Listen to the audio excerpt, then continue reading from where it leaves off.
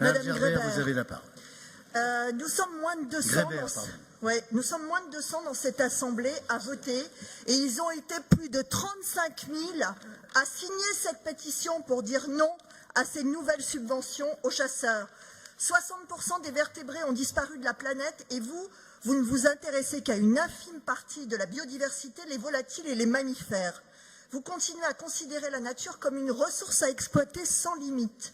Vous faites de la faune sauvage une marchandise, vous offrez notre patrimoine naturel à une poignée de privilégiés armés et les transformez en serial killers écologistes, comme le souligne Yuval Noah Harari dans sa brève histoire de l'humanité. 14 millions de faisans sont élevés chaque année en France dans des conditions déplorables pour servir de belles trappes aux chasseurs du dimanche. Plus question ici de circuits courts de viande de qualité élevée en pleine nature. L'essentiel est de développer une filière venaison labellisée la région du goût. Et voilà vos sacro-saints investissements, des couteaux de cuisine, des bacs d'éviscération, des chambres froides et même des formations sanitaires qui ne préservent en rien d'une crise sanitaire majeure face à la trichinellose. Cette maladie aux conséquences graves et parfois irréversibles a été totalement éradiquée, sauf pour les sangliers.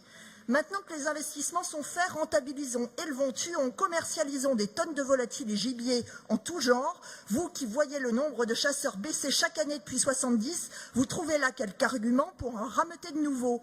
Venez arrondir vos fins de mois dans nos forêts, venez chasser le sanglier et le dépecer dans les maisons où la région investit pour vous. Seulement voilà, vous qui semblez si attachés à la sécurité, vous ne vous souciez guère des accidents de chasse qui endeuillent chaque année nos familles dans nos campagnes et nos montagnes. Plus de 1000 accidents de chasse en 10 ans, 20 morts par an en moyenne.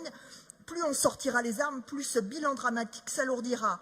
Fini la tranquillité des promeneurs, vététistes, trailers, amoureux de la nature, circuler, chasse en cours. Le bilan des chasseurs est tout aussi catastrophique quant à l'équilibre de la faune. Les chasseurs tuent chaque année soit 700 000 sangliers, 8 fois plus qu'il y a 30 ans. Élevage, agrénage, chasse en meute poussent les sangliers à proximité des cultures. 30 millions d'euros d'argent public sont versés aux agriculteurs en guise d'indemnisation. Alors, que vous a promis Thierry Coste, le lobbyiste de la chasse? Quels sont les cadeaux ont-ils fait en retour?